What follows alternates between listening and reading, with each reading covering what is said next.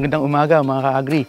Nandito na po tayo sa episode kung saan ibabahagi ni Sir Lito Arenas ang mga sikreto upang magkaroon tayo ng masaganang ani.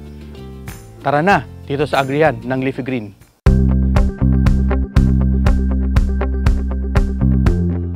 Unang-una sa stages is patayin mo yung damo kung talagang madamo before harrowing, before aararuhin.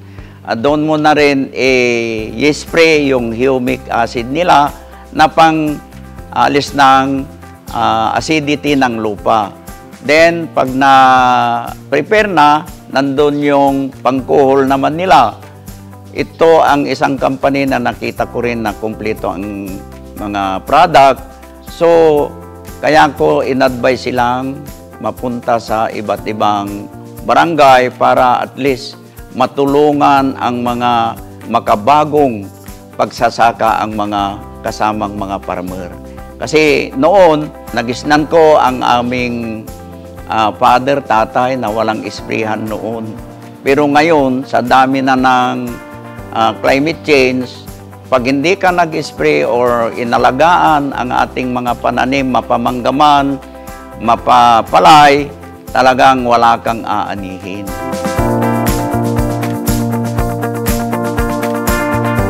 Malaking tulong sa aming mga farmers dahil dumating sila, nakilala ako. Then, nagka-change ng idea sa mga paggamit ng product nila at tumutugmo naman doon sa stages ng mga palay at stages ng pagmamangga. So, ang laking tulong. Tapos, nakapagkakilala ng bawat isa sa atin, nandyan yung pag-trust ng bitmate sa akin. Then pagtas ng sa mga kasama kong seed growers dahil ako ang kausap nila, din pinapautang namin sa mga seed growers. Ang laking tulong bagay yon dahil charge to crop na ang ginagawa namin. Sa lahat ng mga farmers na kasama ko, kung gusto nyong kumpleto ang gagamitin nyo, nandyan. Palaging lumalabas ang mga agri-technician ng bitmate Leafy Green.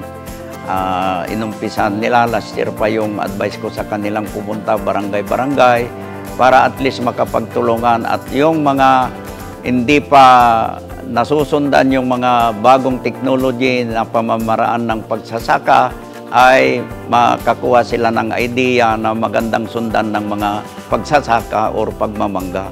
So, malaking bagay na dumating ang bitmate Leafy Green. Para sa akin at saka mga grupo namin na magsasaka o sa palay, seed growers at saka sa pagmamangga dahil nabigyan kami ng pagkakataon yung trust nila sa amin. So malaking bagay na yon at naumpisan naming ipautang sa mga farmers na charge to crop, malaking bagay na yun. Then bilang leader ng magsasaka dito sa Pangasinan ay nandyan din yung tiwala ko na mabigyan sila ng pagkakataon na magamit nila yung product ng bitmate Leafy Green dahil yun nga ang laking bagay yung charge to crop. Magdalang na ang chemical companies na magbibigay ng ganyan term. So malaking salamat sa bitmate Leafy Green dahil yung tiwala nila sa grupo ko, grupo ng magsasaka, magmamangga ay nandyan. At palaging sumusuporta yan. Pag may meeting, General Assembly meeting, palaging katuwang namin sila na sumusuporta sa amin. Sa Leafy Green, may ginhawa sa pagsasaka.